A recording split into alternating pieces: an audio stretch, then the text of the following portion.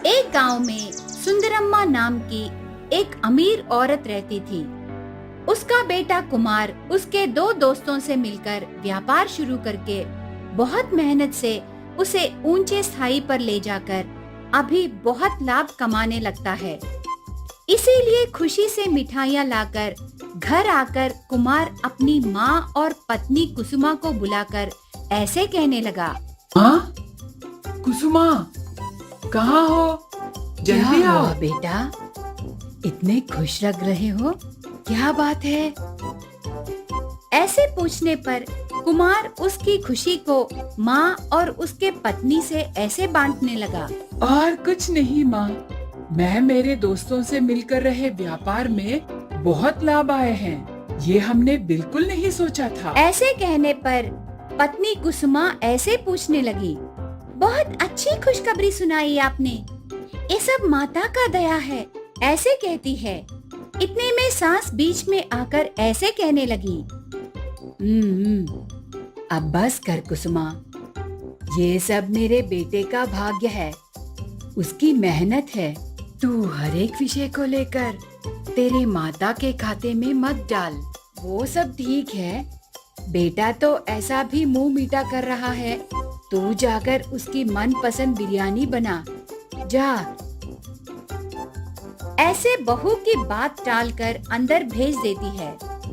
इस प्रकार सुंदरम्मा को पैसों का अहंकार शरीर में नस नस में रहकर उसके आंखों को कोई भी दिखाई नहीं दिए जितना पैसों का पागलपन बढ़ जाता है। इस तरह दिन बीतते गए। एक दिन सुंदरम्मा बाहर आराम से बैठकर चिल्लर पैसे गिनती रहती है। तब एक साधु हाथ में एक जपमाला, कंधों पर एक झोली लेकर वहां आकर सुंदरम्मा से ऐसे कहने लगा। भवती भिक्षान देहि। ऐसे पूछता है। तब सुंदरम्मा निराशा से ऐसे कहने लगी। आ गए हो क्या?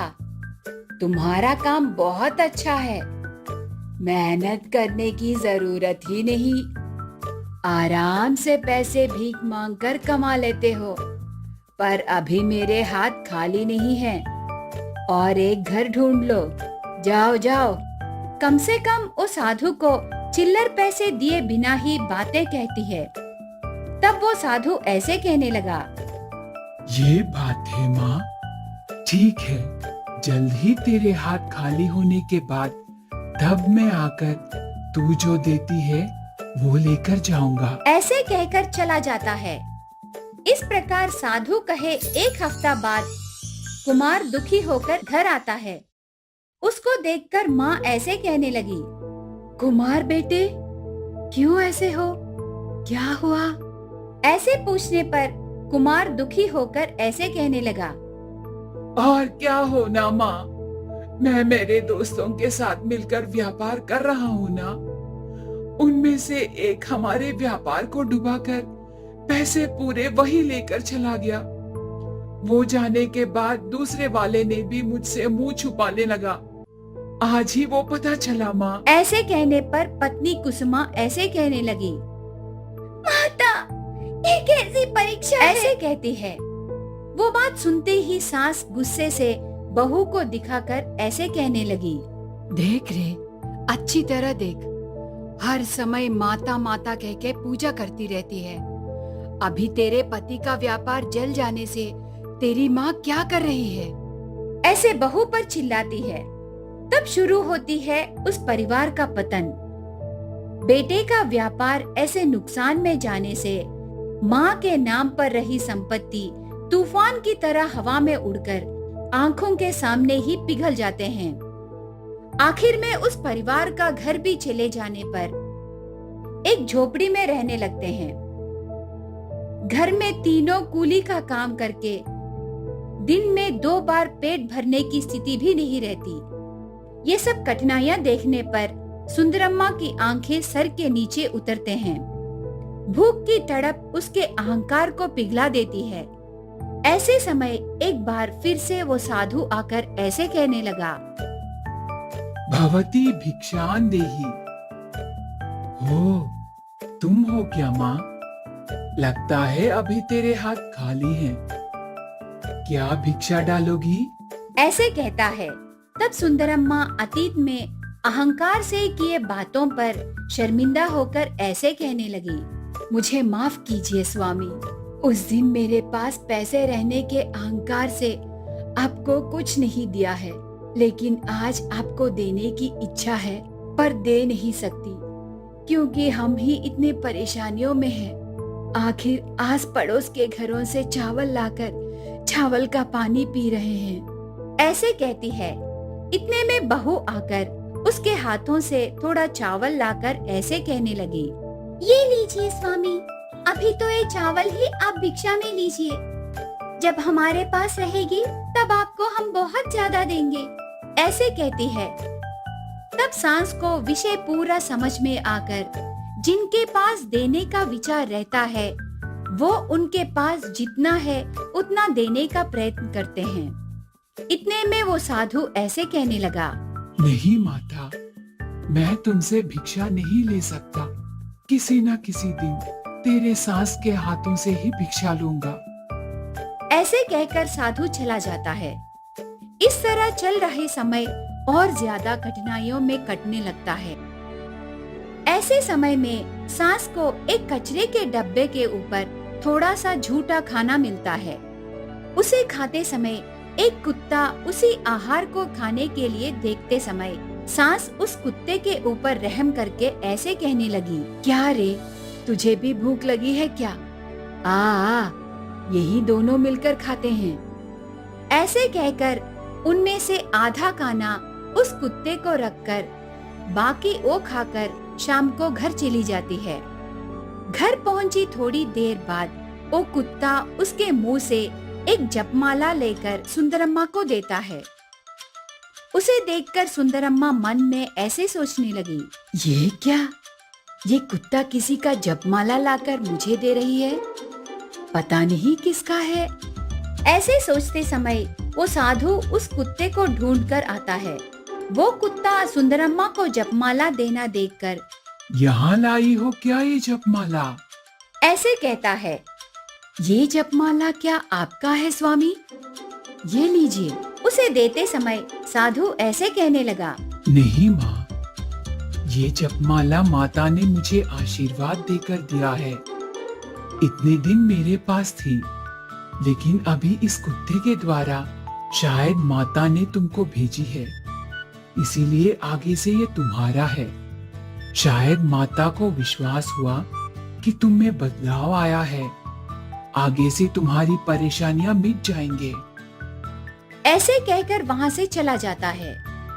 ऐसे वो साधु जाते ही एक बड़ा कार आकर उस घर के सामने रुकती है। उसमें से कुमार का बिजनेस पार्टनर उतरकर सुंदरम्मा से ऐसे कहने लगा, आंटी, कुमार नहीं है क्या? ऐसे पूछता है। सुंदरम्मा अंदर रहे कुमार को बुलाने पर वो बाहर आता है। तब उसका दोस्त ऐसे कहने लगा, मुझे माफ करो कुमार, हमारा दोस्त हम दोनों को डुबा कर जाने पर उसे ढूंढते ढूंढते मुझे तुम्हें बोले बिना ही जाना पड़ा। किसी भी तरह उसे पकड़कर पुलिस को सौंपकर हमारे पैसे पूरा वापस लाया। अब हम फिर से हमारे व्यापार को शुरू कर सकते हैं। ऐसे कहने पर सुंदरम्मा का परिवार खुशी से झूम उठता है। तब बहू ऐसे कहने लगी, अभी क्या कहते हो सासू माँ? माता को हमारे ऊपर नाराज नहीं है करके क्या मैं विश्वास करूं? ऐसे चाहत से कहती है। तब सुंदरम्मा ऐसे कहने लगी, ये कैसी बात कर रही हो बहू? तेरी भक्ति ने ही इतने दिन हमें बचाया है। तेरे पुण्य के वजह से ही हमें इतने दिन थोड़ा सा खाना तो मिला। आगे से मनुष्य के ऊपर पैसों का अहंकार नहीं, रहम और अच्छाई दिखाती हूँ। मुझे बुद्धि आई। ऐसे कहती है। उस दिन के बाद धीरे धीरे वो परिवार सुधर कर पूरी तरह से परेशानियों से बाहर आकर पहले की तरह जीवन बिताने लगा।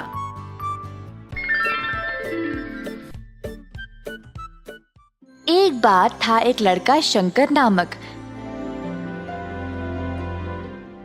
जो अपनी माँ सबिता और बहन गुनिया के साथ थारेश्वर के गांव में रहता था।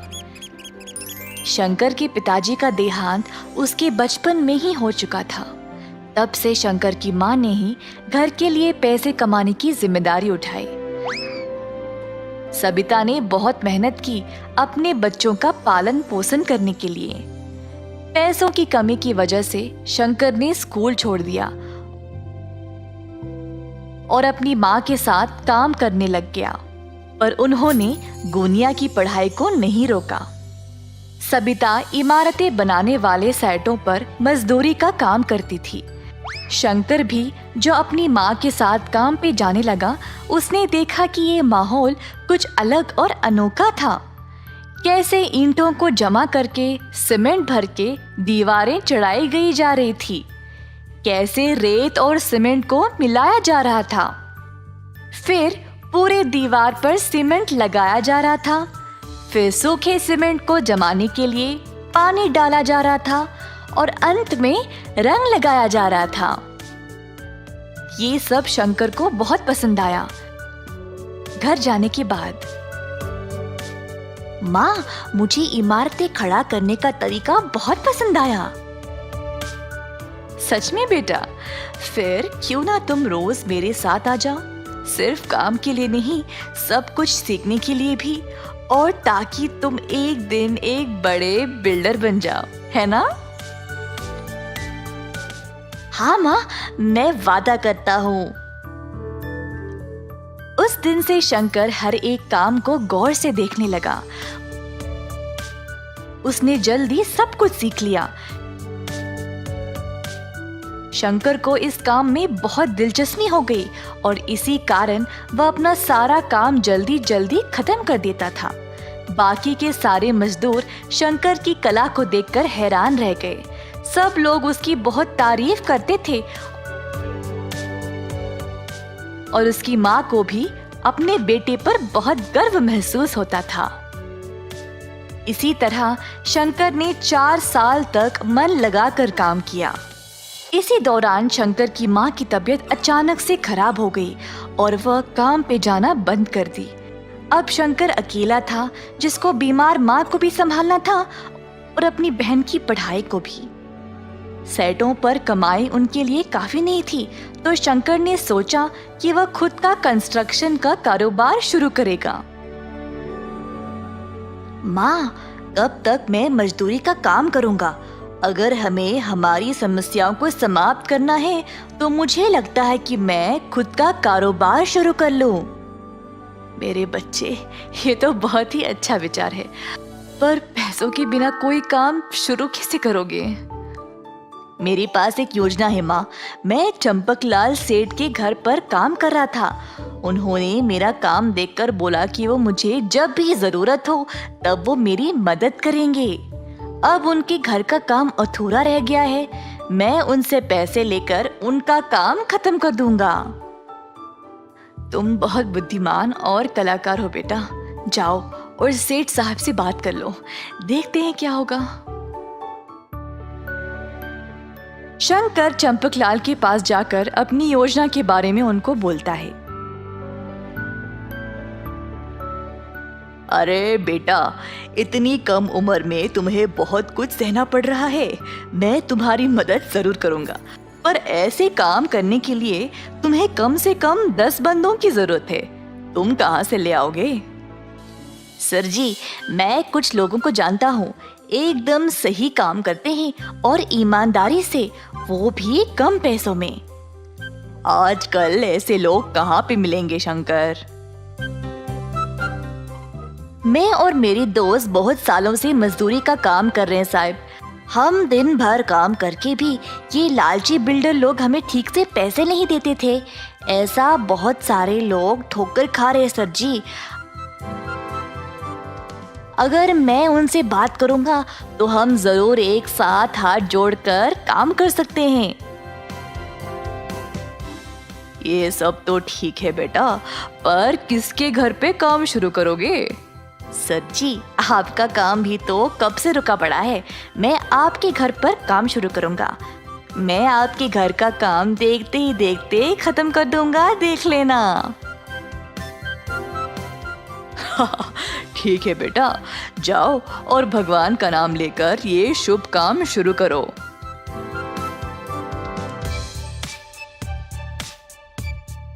शंकर अपने मजदूर दोस्तों के पास गया और उनको इस काम के बारे में बताया।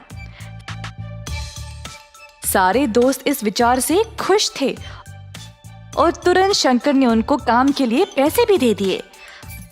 अगले दिन से सबको काम पे लगना था। अगले दिन शंकर के दोस्त आए अपना अपना सामान लेकर। शंकर ने बचे हुए पैसों के साथ बाकी का सामान लाया, जैसे कि सीमेंट, रेत वगैरह। मजदूर पहुंचने से पहले ही उसने सारा माल और सामान तैयार रखा।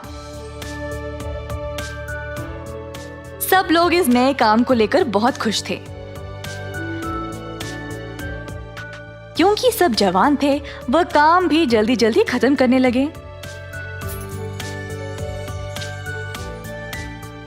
शंकर बाकियों को सही दिशा दिखा रहा था काम करने का, और देखते ही देखते 2 महीनों के अंदर सारा घर तैयार हो गया। चंपकलाल का ये नया घर देखकर सब लोग हैरान रह गए। शंकर के पहले मालिक भी ये काम देखकर आश्चर्यचकित रह गए कि उसने इतना अच्छा मकान बनाया। चंपकलाल सेठ का घर देखकर अब बाकी के लोग भी अपने अपने मकान बनवाने के लिए शंकर को बुलाने लगे। शंकर बेटा, तुमने इतने कम समय में मेरा इतना अच्छा मकान बना दिया। वाकई में लाजवाब काम किया तुमने। सेठ साहब ने फिर शंकर को अपने काम के लिए अच्छा खासा पैसा भी दे दिया। पैसों के साथ उसने अपनी माँ की सेहत का ख्याल रखा और अपनी बहन को बेहतर स्कूल में डाला। उसने खुद के परिवार के लिए भी मकान बनवा लिया। 18 वर्ष के अंदर अंदर शंकर ने कई प्रकार के लोगों से काम कर लिया। उसने अपनी कला का इस्तेमाल किया मेहनत के साथ, जिसकी वजह से उसको प्रशंसा मिली। अंत में उसने अपने परिवार को सुखी भरा जीवन दिया। इस कहानी से हम ये सीखते हैं कि परिश्रम के बिना प्रतिभा किसी काम का नहीं। एक बार एक गांव में केतन नाम का एक दूध वाला रहता था। जैसा कि केतन गाढ़ा और शुद्ध दूध बेचा करता था, गांव के सभी लोग उससे ही दूध खरीदना पसंद करते थे। केतन गाढ़ा और शुद्ध दूध बेचने में सक्षम था, क्योंकि वह कुछ गायों का मालिक था और वह उन्हें चराने जाता था। वह 8 गायों का पालन पोषण करता था और उसने उनका नाम गंगा, भद्रा, भैरवी, रुद्रवी, बाला, सेतु, चंडी और द्वारक्षी रखा। सभी 8 गायों में से भद्रा वो है जो हमेशा एक या दूसरे तरीके से गड़बड़ी पैदा करती थी और केतन उसके आगे पीछे भागता रहता था। एक दिन केतन ने अपनी सभी 8 गायों को खेतों में निकाला ताकि वे चर सकें। उसी समय भद्रा ने कुछ शरारत करने का सोचा। मैं इस चुप्पी को सहन नहीं कर सकती। कोई मजा नहीं है, कोई मनोरंजन भी नहीं है। मुझे अब कुछ पागलपन करना होगा। उसने झुंड से बाहर निकलने और कहीं छिपने का फैसला किया। जब उसने देखा कि केतन अपने विचारों में खो गया है, भद्रा धीरे धीरे खेतों में घनी घास की ओर चलने लगी और उसके पीछे छिप गई। जैसे ही सूरज ढलने लगा, केतन ने घर वापस चलने के लिए सभी गायों को एक साथ इकट्ठा किया। जल्द ही उसने देखा कि भद्रा गायब है और चिंतित हो गया। उसने चारों ओर देखा और भद्रा का नाम पुकारना शुरू कर दिया, भद्रा, भद्रा। लेकिन वह बदमाश नहीं मिली। हाँ, ऐसा लगता है कि वह मुझे बहुत पसंद करता है। मैं देख सकती हूँ कि वो मेरे बारे में कितना चिंतित है। मुझे लगता है कि ज्यादा हो गया। मुझे उसके पास जाना चाहिए। भद्रा धीरे धीरे झाड़ियों से बाहर आई और कुछ ही दूरी पर वो केतन के सामने जा खड़ी हुई। जैसे ही केतन ने भद्रा को देखा, वह बहुत खुश हो गया और उसे गले लगा लिया। बाद में वह सभी गायों को एक साथ घर ले गया। जब वे घर पहुँचे तो केतन ने सभी गायों को बांध दिया और चला गया। अरे बद्रा, तुम खेतों में कहाँ चली गई थी? अरे इस कारण हम सब बहुत चिंतित थे। हाँ, मैंने सब कुछ देखा। इसका मतलब ये है कि तुमने ऐसा जानबूझ के किया? हाँ, मैं बस ये जानना चाहती थी कि वह मुझे कितना प्यार करता है। वाह, तुम तो बड़ी होशियार हो। तुम केवल एक ही हो जो इस तरह से सोच सकती हो। हाँ हाँ हाँ, तो मैं तुम लोगों की तरह बोरिंग गाय नहीं बनना चाहती। कभी कभी हमें मस्ती के लिए इस तरह की चीजें करनी पड़ती हैं। बद्रा की राय से हर कोई हैरान हो गया। अगले दिन केतन दूध लेने के लिए गाय की शरण में गया। जैसे ही वह वहां पहुंचा, उसने एक लाइन में सभी गायों को खड़ा किया और गायों से एक के बाद एक दूध निकालना शुरू कर दिया। बद्रा को छोड़कर सभी ने साथ दिया और केतन केवल उससे बहुत कम मात्रा में दूध एकत्र कर पाया। अरे ये क्या है? बद्रा को क्या हो गया? वह इन सभी गायों के साथ रहती है और खाती भी है। मैं इन सभी गायों की बराबर देखभाल करता हूँ, लेकिन ये बदमाश दूसरों की तरह दूध की अच्छी मात्रा क्यों नहीं दे रही है? वो दूध बेचने गांव गया। दूध बेचकर जो भी पैसा कमाया, उससे वो बद्रा के लिए कुछ अनाज और मकई खरीदने के लिए गया, ताकि बद्रा अच्छी मात्रा में दूध दे सके। उसने ये सब एक बाल्टी में निकाला। फिर केतन उसे वहां छोड़कर अपने घर में चला गया। उसी क्षण सभी गायें बद्रा के पास आईं और पूछने लगीं, आहा, तुम कितनी होशियार हो। तुम उसे सुबह अच्छी मात्रा में दूध नहीं देना चाहती थी, ताकि वह तुम्हें सभी प्रकार के विशेष अनाज और मकई खिला सके।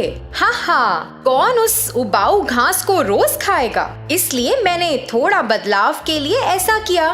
तुम इतनी होशियार कैसे हो सकती हो? क्या तुम अपने चतुर दिमाग का उपयोग करके हम पे भी उपकार कर सकती हो क्या? हाँ, तो मैं क्या करूं? हम सभी सुंदर बांसुरी संगीत सुनना चाहते थे।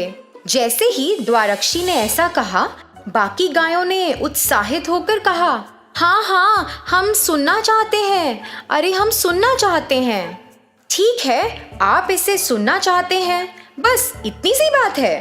फिर आपको एक काम करना होगा। जब हमारा मालिक अगली बार हमें खेतों में ले जाएगा, तो किसी को भी घास नहीं खाना है। तो इससे हमारे मालिक को शायद बांसुरी बजाने का विचार आ जाए।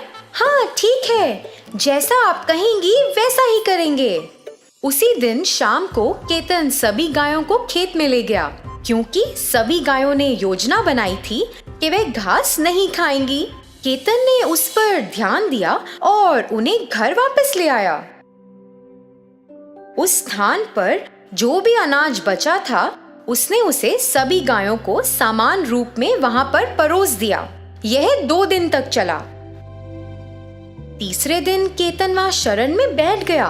वह चिंतित था और सोच रहा था कि कैसे इस समस्या का समाधान करें। लगभग पिछले 3 दिनों से गाय कुछ भी नहीं खा रही हैं। ऐसा क्यों हो रहा है? मैं उन्हें अनाज और मकई बार बार नहीं खिला सकता हूँ। ऐसे तो वे अच्छी मात्रा में दूध भी नहीं देंगी, और अगर इस तरह से चलता रहा तो मैं क्या करूँगा? जब केतन सोच रहा था, उसकी पत्नी सरस्वती उसके पास आई। जी क्या हुआ? आप किस बारे में चिंतित हैं? अरे जब मैं उन्हें चराने ले गया तो गायों ने घास नहीं खाई। यदि वे ऐसा करती रहेंगी तो हमें गुणवत्ता वाला दूध नहीं मिलेगा। हम दूध नहीं बेच पाएंगे और इससे हमारे जीवन पर असर पड़ेगा। अपने पति की बात सुनने के बाद वह विचारों में खो गई और अचानक कहा, जी आप एक काम करें, उन्हें मैदान में ले जाएं और एक बांसुरी बजाना शुरू करें। मुझे यकीन है कि वह घास खाना शुरू कर देंगी। आहा, मुझे लगता है ये सही है सरस्वती। अगले दिन केतन गायों को खेत में ले गया और बांसुरी बजाने लगा। सभी गायों ने बहुत खुश महसूस किया और खाना शुरू कर दिया। मैदान में वापस आने के बाद सभी गाय खुशी से एक स्थान पर एकत्रित हो गईं और गंगा ने बद्रा से पूछा, बद्रा, ये सब तुम्हारे कारण है। हम सब बहुत बहुत आभारी हैं। अब मेरा एहसान चुकाने की आपकी बारी है। हाँ तो हमें बताओ। मैं कल दूध नहीं दूंगी। मुझे इसके लिए तुम्हारी मदद चाहिए। हर कोई उससे सहमत था। और अगले दिन जब केतन दूध निकालने के लिए आया तो सभी गाय चौकन्नी हो गईं। केतन आया और एक लाइन में सभी गायों को बांध दिया और अपना काम शुरू करा। जब केतन गंगा से दूध ले रहा था तब बद्रा दूसरी स्थान पर खड़ी थी। जब उसने दूध निकाला तो बद्रा अपने स्थान से तीसरे स्थान पर चली गई। केतन का इस पर ध्यान नहीं गया। उसने सिर्फ एक के बाद एक दूध लेने पर ध्यान केंद्रित किया। अरे बद्रा, तुम कितनी चालाकी से बच निकली। तुम बहुत बहादुर हो। मगर मुझे संदेह है, जब उसने सभी को एक लाइन में बांध दिया, क्या उसने तुम्हें नहीं बांधा? तुम उससे कैसे बच गई? हाँ, तुमने ऐसा कैसे किया? मैंने वही चाल चली। हाँ, तो आप लोगों ने भी उस पर गौर नहीं किया। हम गर्व महसूस कर रहे हैं कि हमारे भीतर ऐसी बुद्धिमान मित्र है। लेकिन हम अपने मालिक को कैसे धोखा दे सकते हैं जब वो हमारा बहुत अच्छे से देखभाल कर रहा है? हाँ, ये सच है। वह हम सभी के लिए बांसुरी बजा रहा है और वह हमें अच्छा स्वस्थ भोजन खिलाता है। ऐसे व्यक्ति को धोखा देना सही नहीं है जो हम सभी की इतनी अच्छे से देखभाल कर रहा है। सभी गायों ने एक साथ कहा, हाँ, ये सही है। क्या बद्रा, तुम चुप क्यों हो? मैंने आप लोगों को इसी बारे में बताने के लिए सोचा था। किस बारे में? अब से हमें उस पर कोई गड़बड़ या किसी तरह का बोझ नहीं डालना चाहिए। ऐसा क्यों? क्या तुमने भी इस बारे में सोचा क्या? मेरी कुछ इच्छाएं थी और मैंने उन्हें सच कर दिया। दोस्तों, मेरी मदद करने के लिए बहुत बहुत धन्यवाद। अब से उसे परेशान नहीं करेंगे। बद्रा की बात सुनकर अन्य सभी गायों को बहुत खुशी हुई। उस दिन से सभी गायों ने वहां दिनचर्या का आनंद लिया, जैसे खेतों में जाना, बांसुरी सुनना, घास खाना और घर वापस आना, और फिर अनाज और मकई खाना और अच्छी गुणवत्ता वाला दूध देना। यहाँ तक कि केतन अपनी गायों को स्वस्थ देखकर बहुत खुश महसूस करता था।